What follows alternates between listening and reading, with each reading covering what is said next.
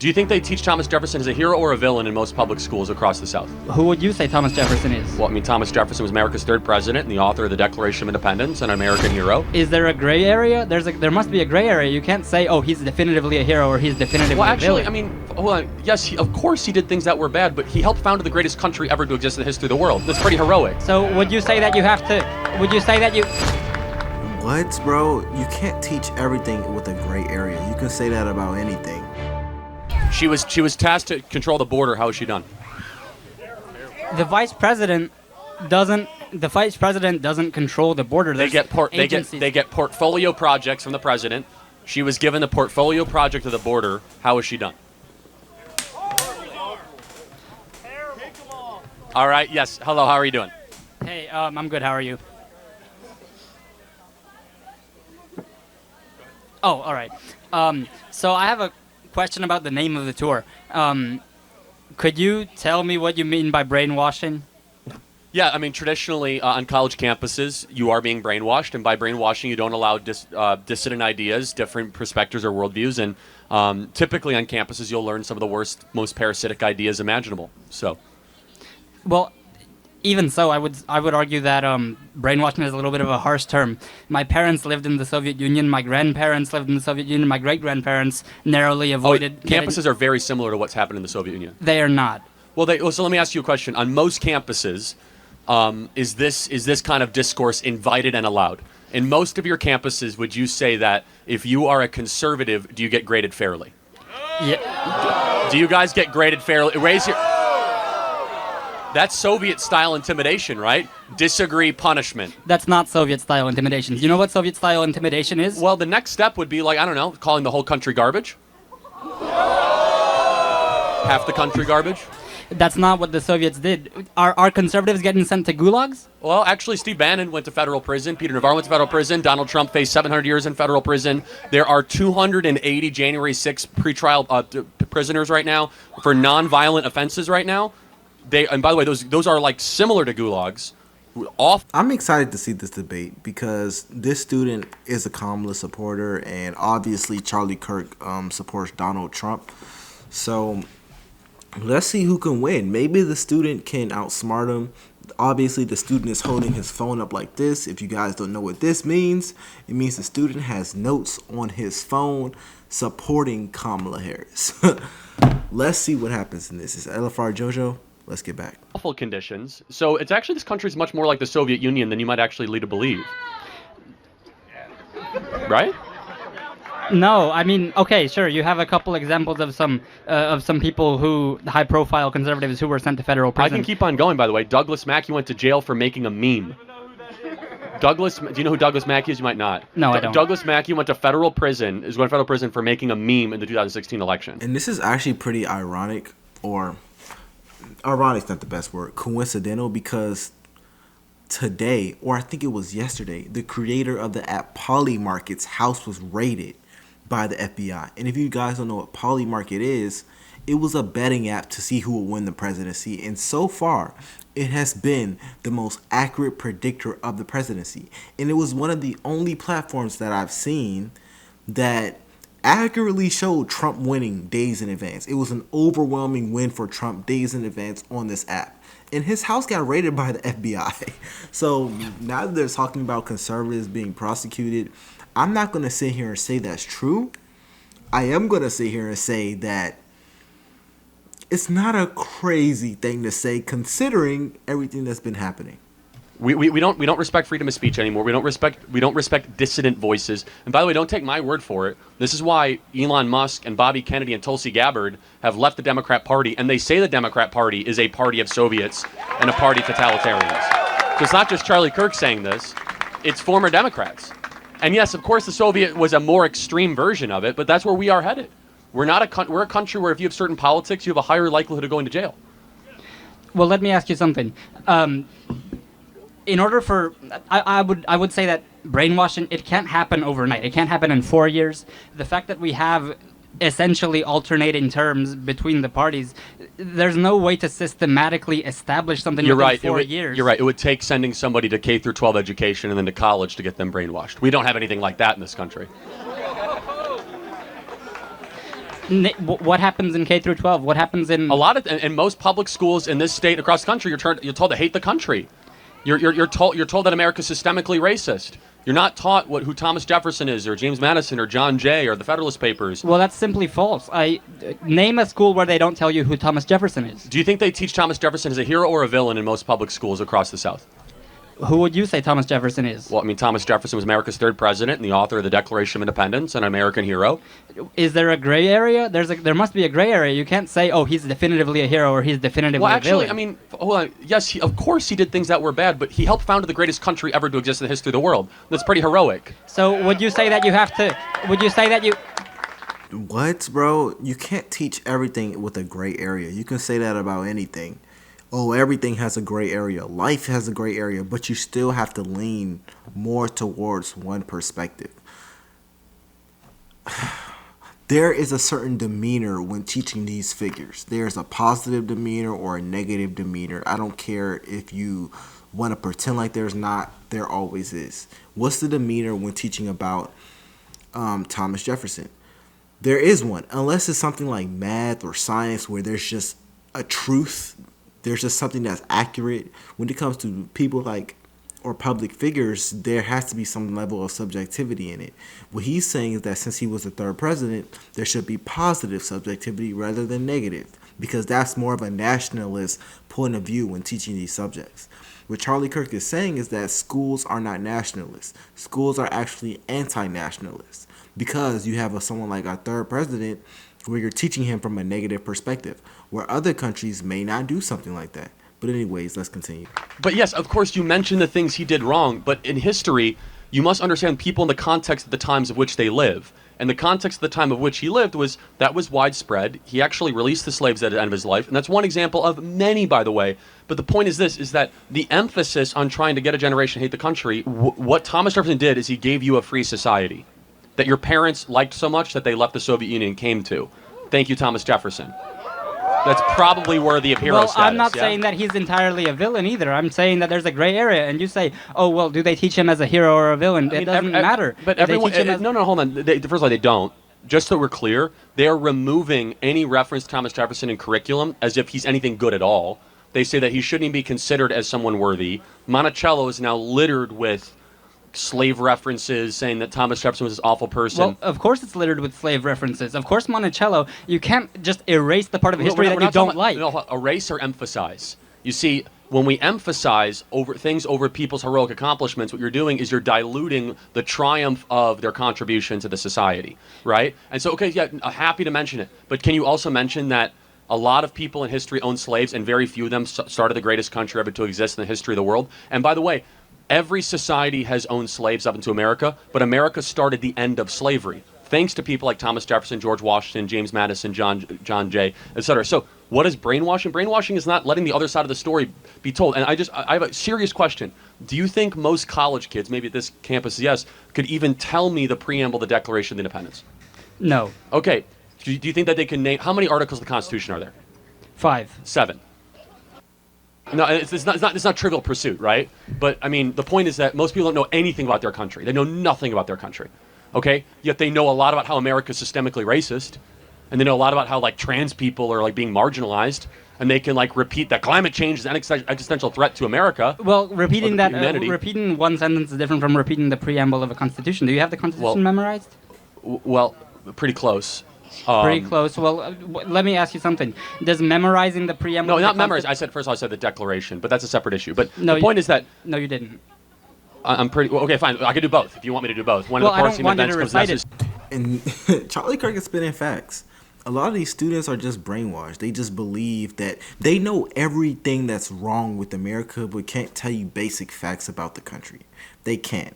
And this student is a perfect example. You just have a whole bunch of teenagers and college students running around spewing that America is the worst country on earth. It's the most racist, the most evil, capitalistic country in the universe. Just brainwashed. Just completely brainwashed, man. A lot of these students don't even know why they're upset. They have no idea what they stand for. They just know that they have a problem with it. They know that they have a problem with America, but can't even tell you what the problem is. They just know it's there. Sarah, I'm just for asking. one people, there's all the political bands that have tied to another, driving from the equalization, driving the power that... You want me to keep going? Or No, like, you're good. Okay, got it, thank you. But yes, so, again, this is not Trivial Pursuit. I don't want to spend too much time on this, but the point is this.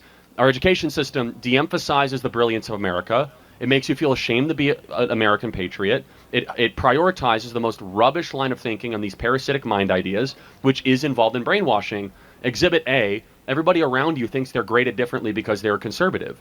And that is using force to not allow dissident opinions, which is a Soviet tactic. It is totalitarian in nature, right? Well, in that phrasing, yes, but Okay, so maybe I would say maybe people are being brainwashed. Let me ask a question on the audience. If you guys spoke out with the Trump hat in class, do you think you'd be graded differently or down? Graded by whom? What do y'all mean by that?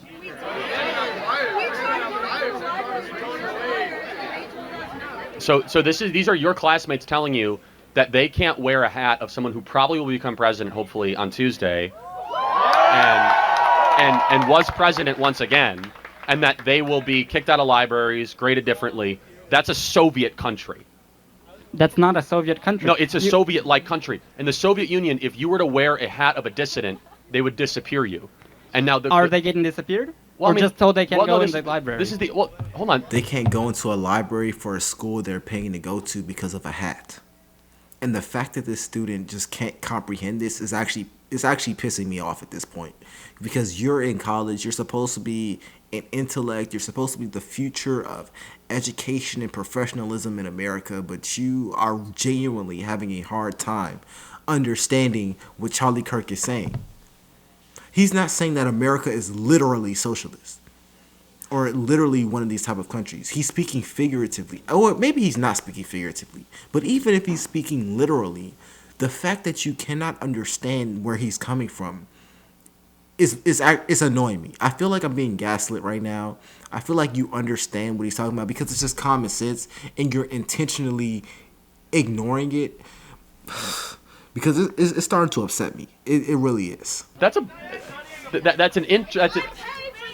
way, no, I understand. That's an introductory step. What you're saying is you're cheapening down what is now the gateway drug to Soviet totalitarian. Oh, it's okay. They can't go to the library. Oh, it's okay. I'm not saying that. I'm just saying that you're falsely equivalent. No, it's not equivalent. There are gradations of it. Of course, we are not yet at the Stalinistic level of Soviet Europe, but we are closer to that than people would ever realize.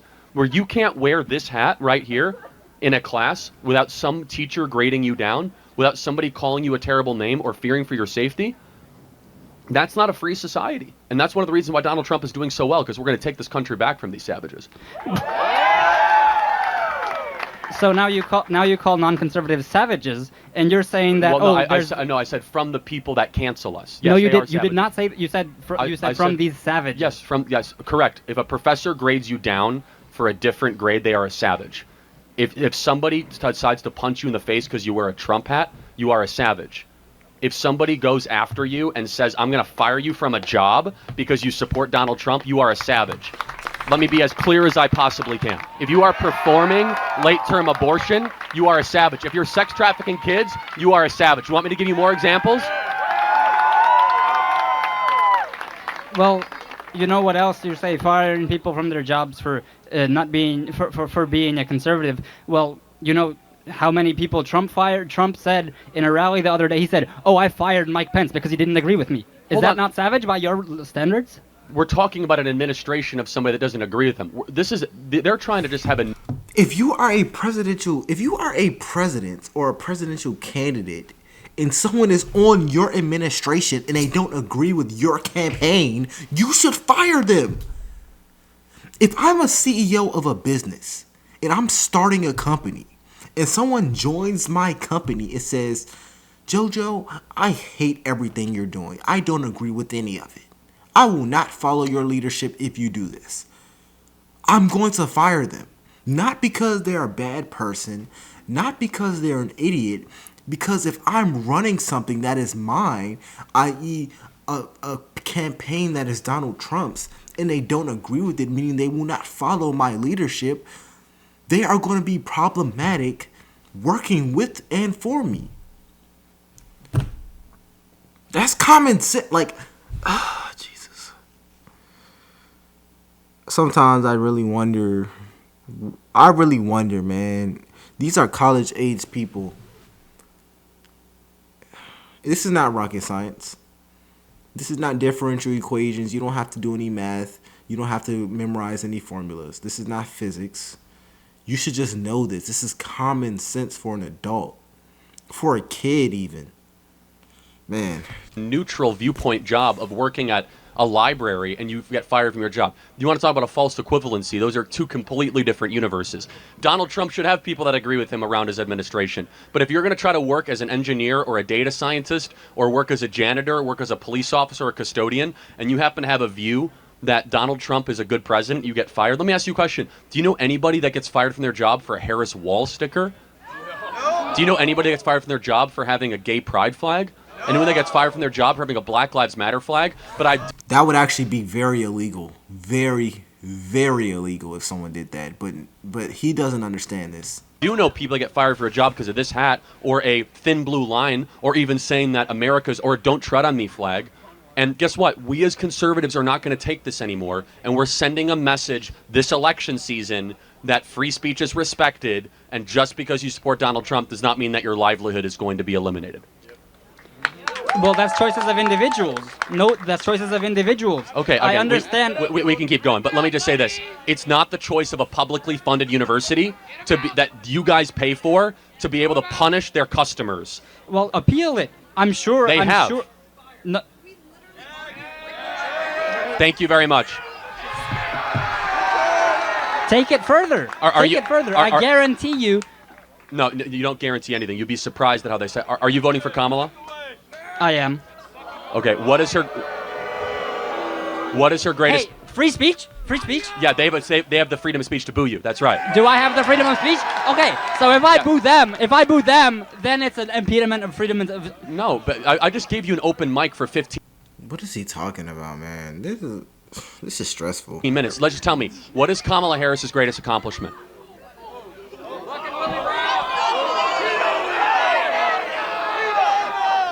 See, that question. You can't. Okay. The greatest accomplishment. That goes back to sort of establishing an extreme. I can't definitively say, oh, this is the greatest, though. Absolute. Name greatest. an accomplishment of hers. An accomplishment of her? She got in. She in when she was the Hey. Attorney General of California. She fought the insurance companies to decrease prices that they're not going to be price gouging. That's an accomplishment? Wow. Okay. So that's worthy of your vote. You support price gouging? I'm curious. Well, no, I'm just curious. What has she done as vice president that makes you be like, that's my gal? What is the vice president's job? The vice president is just president of the Senate. They don't have much. Oh, I hate when people say this because they don't answer the question. Now people are saying that the vice president does nothing. That's the biggest argument I hear when people say, what has Kamala Harris accomplished? Now people are saying, well, the vice president doesn't have much power. They're just there for a technicality. So you're really going to sit here and tell me that the vice president does nothing? But when Barack Obama was in office, his wife did stuff. Barack Obama's wife, Michelle Obama, did stuff. But you really got to sit here and tell me that the vice president, the second most important role in this country, does nothing? I'm going to end this video here. I don't even know what to say. I don't even want to continue this. It's LFR Jojo. Let me know if you have any comments. I'll see you guys later.